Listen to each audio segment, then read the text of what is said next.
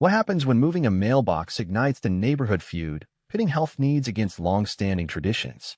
Dive into this story of conflict, empathy, and resolution.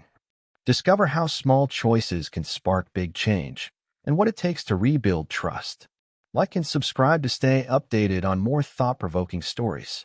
Sarah had lived in her quaint suburban home for over a decade, and during that time, she had grown accustomed to the shared mailbox located about 50 yards away from her front door. The mailbox stood on uneven ground at the edge of a property line, a relic of an older neighborhood design where communal mailboxes were common. For years, Sarah tolerated the inconvenience of walking to it every day, rain or shine, despite the growing toll it took on her health. She had been diagnosed with chronic joint pain and arthritis in her early 40s, and as the years passed, even short walks became increasingly difficult. Her doctor had advised her to minimize unnecessary physical strain, particularly on uneven terrain, which could exacerbate her condition. Yet, out of respect for her neighbor Linda and their shared arrangement, Sarah hesitated to make any changes. Linda, a woman in her 60s who lived next door, was known throughout the neighborhood for her strong personality and outspoken nature. She had lived in her home for nearly 30 years and prided herself on being deeply involved in community affairs. Linda often attended Homeowners Association (HOA) meetings and was vocal about maintaining what she perceived as the integrity of the neighborhood. While Sarah appreciated Linda's dedication to the community, their interactions had always been polite but distant. Linda's temperament made casual conversations feel more like debates, and Sarah preferred to avoid unnecessary conflict. Still, they had managed to coexist peacefully, sharing the mailbox without incident, until now. The tipping point came one rainy afternoon when Sarah slipped on the muddy path leading to the mailbox. Though she wasn't seriously injured, the fall left her shaken and acutely aware of how precarious her situation had become. That evening, after consulting with her husband and reflecting on her doctor's advice, Sarah decided it was time to prioritize her health and convenience. She researched local regulations and discovered that moving the mailbox closer to her driveway would comply with Postal Service guidelines as long as it remained accessible to the mail carrier. With this knowledge, she resolved to install a new mailbox near her home, eliminating the need for daily treks across uneven ground. However, Sarah knew that removing the old mailbox would affect Linda, who relied on it just as much. To address this, she drafted a thoughtful letter explaining her decision and delivered it personally to Linda's doorstep.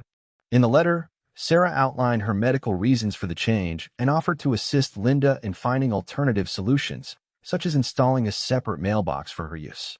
Despite her efforts to approach the matter diplomatically, Sarah couldn't shake the feeling of unease as she placed the letter in Linda's mailbox. She understood that Linda might not take the news well, given her reputation for being stubborn and quick to assign blame. Nevertheless, Sarah hoped that clear communication and goodwill would pave the way for a smooth transition.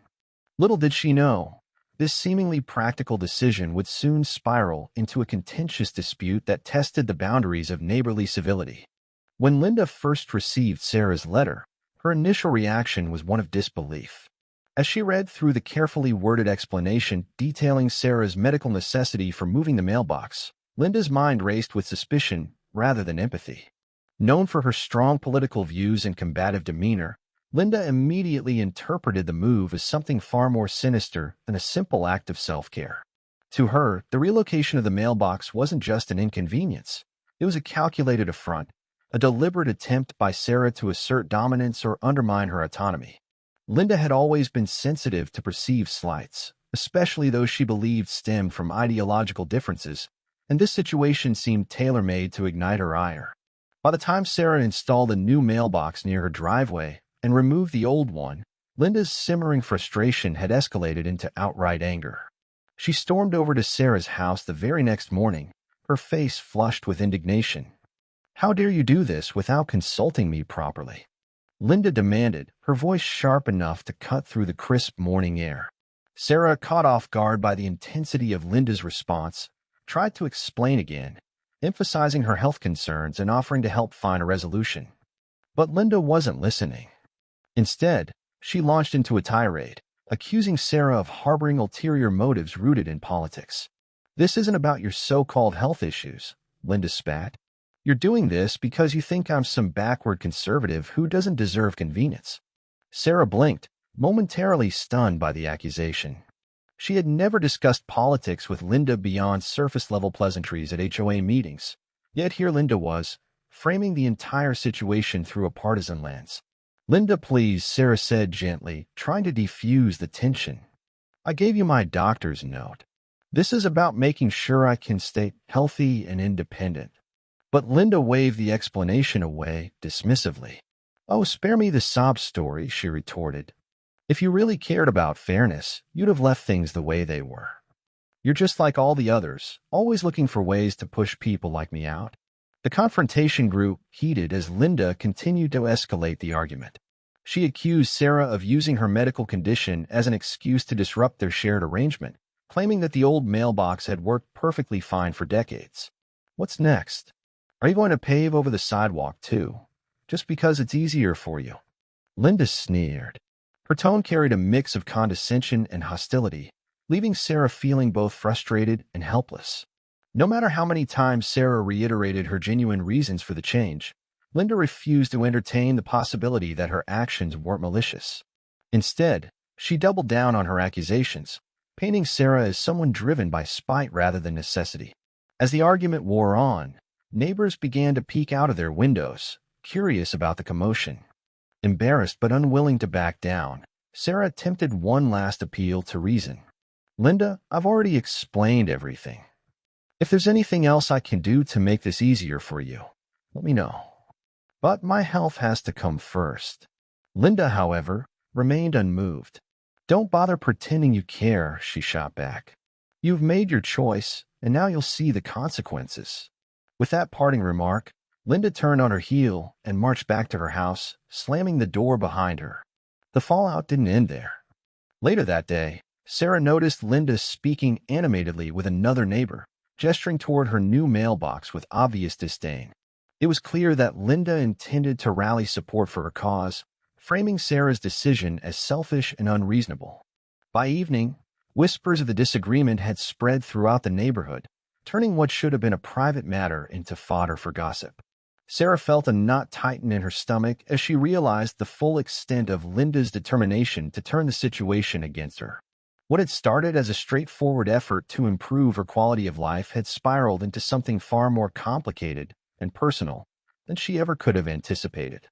With tensions running high between Sarah and Linda, the latter wasted no time escalating the issue to the Homeowners Association, a body notorious in their neighborhood for its strict enforcement of rules and regulations. Linda, leveraging her long-standing involvement in HOA affairs, presented her case with characteristic fervor, framing Sarah's actions not merely as a breach of protocol, but as a deliberate affront to the community's established norms. At the subsequent HOA meeting, Linda arrived armed with documentation, including photographs of the now empty mailbox site and a copy of Sarah's explanatory letter, which she brandished dramatically before the assembled members. "This isn't just about convenience," Linda declared, her voice ringing with conviction. "It's about accountability and respect for shared resources." The HOA board, comprising a mix of longtime residents and newer members, listened attentively as Linda laid out her grievances. She argued that Sarah's unilateral decision to relocate the mailbox disregarded the implicit agreement between their households and violated the spirit of cooperation expected within the neighborhood. Furthermore, Linda contended that the removal of the shared mailbox disrupted the aesthetic continuity of the area, citing vague clauses in the HOA guidelines regarding property modifications and communal infrastructure. Her presentation was polished and persuasive, designed to sway even the most impartial listener. However, beneath her articulate arguments lay a palpable undercurrent of personal resentment, evident in her pointed references to Sarah's supposed lack of consideration. Sarah, having been formally summoned to attend a meeting, sat quietly as Linda spoke, her hands clasped tightly in her lap. When it was finally her turn to address the board, she approached the podium with a calm demeanor, determined to present her side of the story with clarity and dignity. Holding up her doctor's note and a letter from the Postal Service confirming the legality of her new mailbox placement, Sarah reiterated the medical necessity of her decision. "I understand that change can be difficult," she began, her voice steady but tinged with emotion. "But my health comes first. and I've taken every step possible to ensure this adjustment benefits everyone involved. She went on to highlight her proactive efforts to communicate with Linda, including the offer to assist in finding alternative solutions, only to be met with hostility and baseless accusations. Despite Sarah's measured response, the HOA board found itself caught in the crossfire of two equally compelling narratives. On one side, Linda's impassioned plea struck a chord with several members, particularly those who valued tradition and uniformity above all else. They nodded sympathetically as she emphasized the importance of preserving shared spaces and questioned whether Sarah's actions set a dangerous precedent for individualism over community harmony. On the other hand, some board members appeared swayed by Sarah's logical and compassionate defense, recognizing the legitimacy of her health concerns and acknowledging her adherence to postal regulations. The room buzzed with murmur discussions as the board deliberated, torn between enforcing rigid standards and accommodating reasonable exceptions. Ultimately, the HOA issued a tentative ruling that neither fully vindicated nor condemned either party. While they acknowledged Sarah's compliance with postal guidelines and her right to prioritize her health, they also expressed concern about the potential impact of her decision on neighborhood cohesion. The board proposed a compromise. Sarah could retain her new mailbox provided she contributed financially to the installation of a replacement mailbox for Linda, ensuring that both households maintained access to convenient mail delivery. Additionally, the HOA mandated that any future modifications to shared infrastructure required prior approval from all affected parties, a directive clearly aimed at preventing similar disputes. For Sarah, the ruling felt like a mixed blessing. While relieved that her actions had been deemed lawful, she couldn't ignore the sting of being forced to shoulder additional costs due to Linda's intransigence. Meanwhile, Linda interpreted the outcome as a partial victory, though her satisfaction was tempered by the realization that Sarah's mailbox would remain firmly in place. As the meeting adjourned, the lingering tension between the two women underscored the broader challenge facing the HO, balancing the needs of individuals with the collective interests of the community. What had begun as a personal disagreement now loomed as a test to the neighborhood's ability to navigate change without fracturing its social fabric. In the days following the HOA meeting, the neighborhood buzzed with speculation and debate over Sarah and Linda's ongoing feud. The once quiet cul-de-sac transformed into a microcosm of division, with residents taking sides based on personal biases, pre-existing relationships, and interpretations of the events. Some neighbors rallied behind Linda, viewing her as a steadfast defender of community values and shared resources. Others sympathized with Sarah, seeing her as a victim of undue scrutiny and misplaced blame. The rift widened as opinions hardened, turning casual conversations into charged exchanges and transforming the neighborhood's usual camaraderie into a tense atmosphere of mistrust. Linda, emboldened by the HOA's partial validation of her stance, became increasingly vocal about her grievances. She began hosting impromptu gatherings on her front porch, inviting like-minded neighbors to discuss what she framed as a broader issue of neighborhood integrity. These informal meetings quickly evolved into platforms for airing grievances against Sarah, with Linda steering the narrative toward themes of entitlement and disrespect. "It's not just about the mailbox," she told her audience one evening, her tone dripping with indignation. "It's about setting boundaries. If we let one person act unilaterally, where does it stop? Next thing you know, someone will be tearing down fences or paving over green spaces." Her rhetoric resonated with those who shared her traditionalist views, reinforcing their perception of Sarah as a disruptor of the status quo. On the other side of the divide, Sarah found unexpected allies among neighbors who admired her quiet resilience and commitment to resolving the issue amicably. A few close friends, aware of her medical struggles, reached out privately to offer support, while others publicly defended her at subsequent HOA meetings. One neighbor, a retired teacher named Margaret, spoke passionately during a discussion about the ruling, arguing that compassion should outweigh rigidity in matters affecting individual well-being. "We're talking about someone's health here," Margaret said, addressing the board. "Isn't that more important than worrying about how things look or whether they fit some outdated idea of perfection?" Her words earned nods of agreement from several attendees, highlighting the growing schism within the community. Yet, for every supportive voice, there were detractors eager to cast doubt on Sarah's intentions. Rumors began circulating about her motivations, fueled in part by Linda's insinuations of political malice.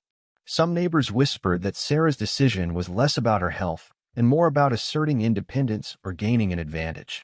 Others speculated that her husband, a successful architect, had pressured her to modernize their property, implying that wealth and privilege played a role in her actions. These unfounded claims spread like wildfire, exacerbated by social media posts and anonymous comments on neighborhood forums. Even those who initially supported Sarah found themselves questioning her sincerity as the narrative shifted to portray her as aloof and self-serving. The discord spilled over into everyday interactions, eroding the sense of unity that had once defined the neighborhood. Friendly waves across driveways turned into cold stares, and small talk at the grocery store devolved into awkward silences. Parents hesitated to arrange playdates for fear of inadvertently offending someone aligned with the opposing camp.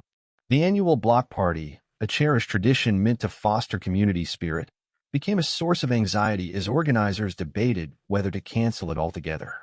Those who dared to remain neutral faced pressure from both sides, accused of cowardice or indifference depending on whom they encountered. Amidst the turmoil, the HOA struggled to maintain order, issuing reminders about civility and threatening fines for any behavior deemed disruptive. Yet, their efforts only seemed to deepen the animosity, with some residents accusing the board of favoritism or incompetence. Linda seized every opportunity to criticize the HOA's handling of the situation, portraying herself as a crusader for justice while dismissing dissenting voices as irrelevant. Sarah, meanwhile, retreated further into her home, avoiding confrontations but feeling increasingly isolated. Her attempts to bridge the gap, such as sending handwritten notes of apology to skeptical neighbors, were largely ignored or dismissed as insincere.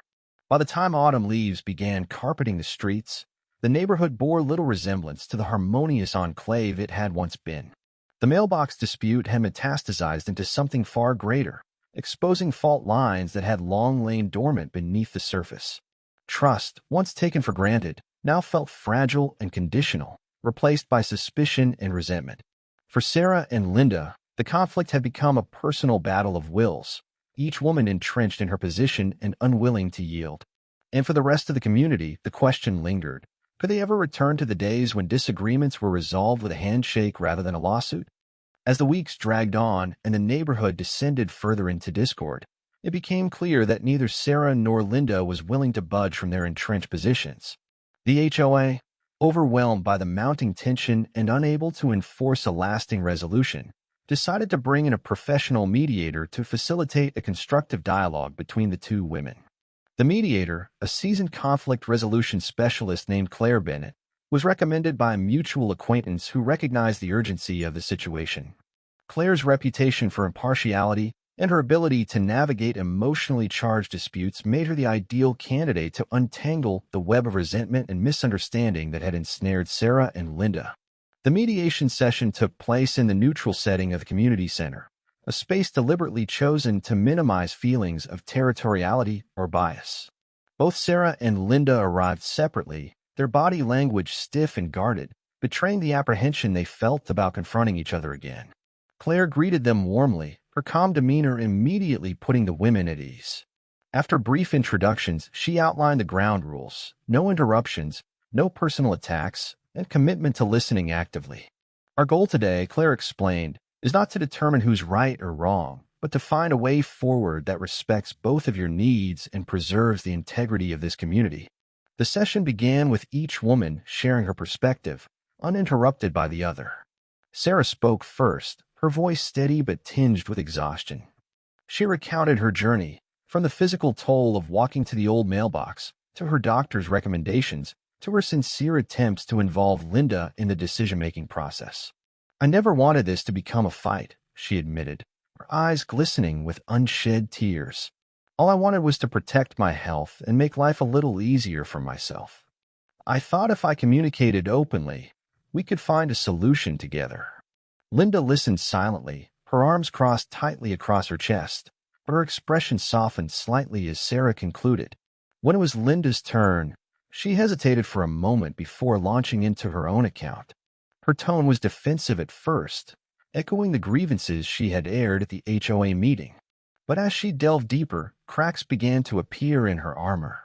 She admitted that her initial reaction had been disproportionate, fueled by a lifetime of feeling marginalized for her opinions.